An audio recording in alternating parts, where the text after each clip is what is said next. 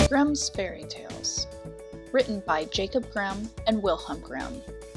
This text is based on translations from the Grimm's Kinder- und Hausmärchen by Edgar Taylor and Marion Edwardes. Narrated by Natalie Locke. Little Redcap.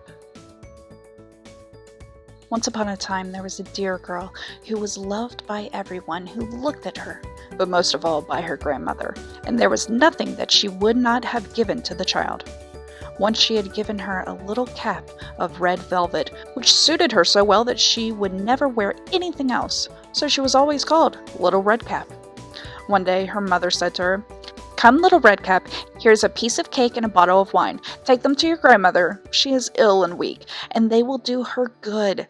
Set out before it gets too hot, and when you are going, walk nicely and quietly, and do not run off the path, or you may fall and break the bottle, and then your grandmother will get nothing.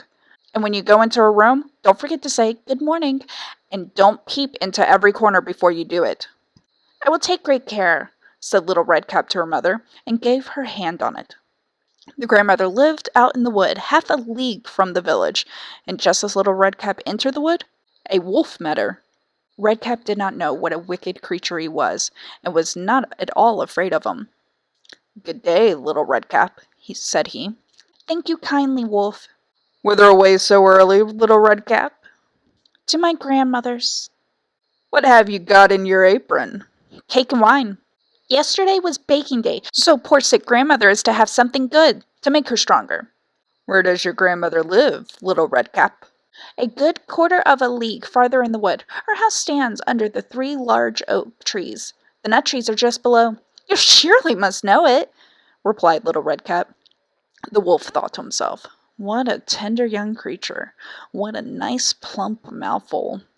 She will be better to eat than the old woman. I must act craftily, so as to catch them both." So he walked for a short time by the side of Little Redcap, and then he said, "See, Little Redcap, how pretty the flowers are about here.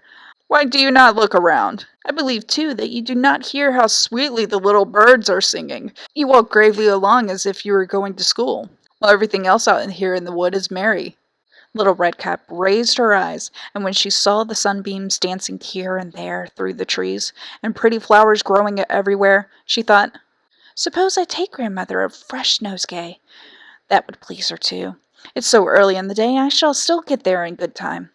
And so she ran from the path into the wood to look for flowers. And whenever she had picked one, she fancied that she saw a still prettier one further on, and ran after it, and so got deeper and deeper into the wood. Meanwhile, the wolf ran straight to the grandmother's house and knocked on the door. "Who's there?" "Little Redcap," replied the wolf. "She is bringing cake and wine. Open the door." "Lift the latch," called the grandmother. "I am too weak and cannot get up." The wolf lifted the latch. The door sprang open, and without saying a word, he went straight to the grandmother's bed and devoured her. Then he put on her clothes, dressed himself in her cap, laid himself in bed, and drew the curtains. Little Redcap, however, had been running about picking flowers, and when she had gathered so many that she could carry no more, she remembered her grandmother, and set out on the way to her.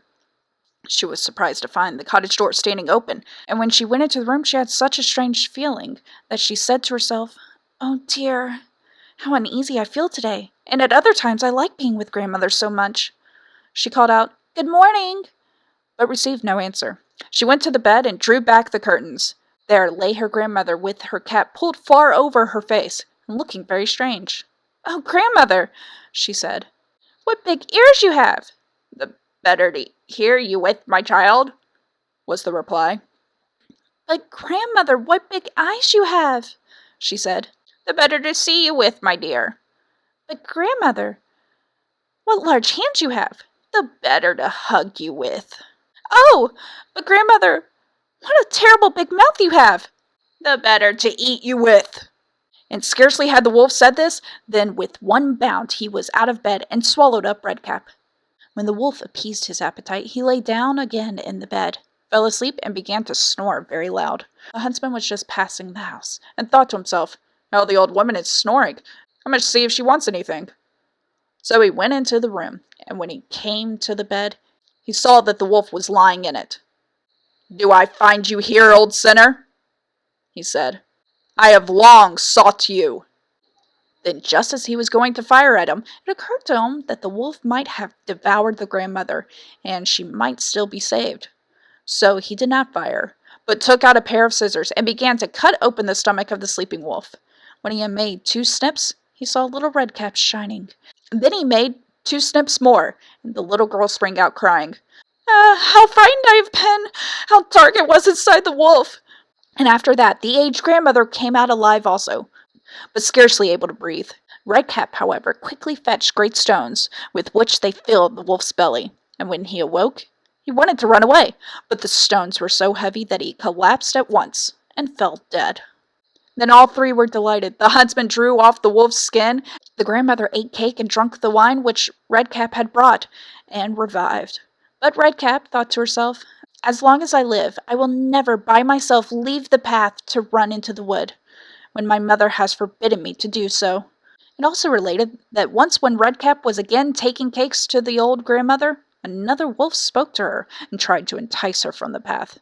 Redcap, however, was on her guard, and went straight forward on her way and told her grandmother that she had met the wolf, and that he had said "good morning" to her, but with such a wicked look in his eyes, that if it had not been a public road, she was certain he would have eaten her up.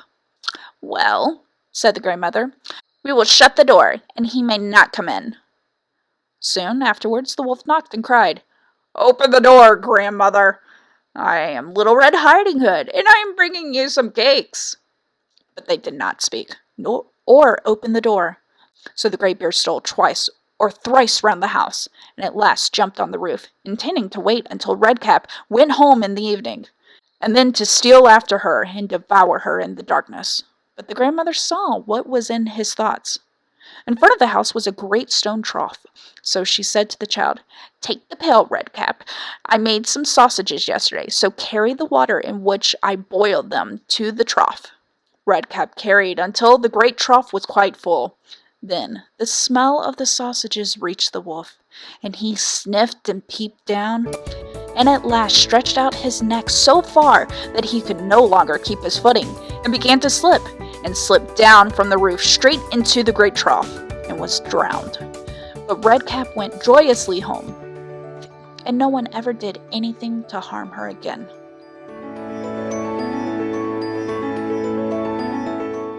You've just listened to Little Redcap from Grimm's Fairy Tales, narrated by Natalie Locke.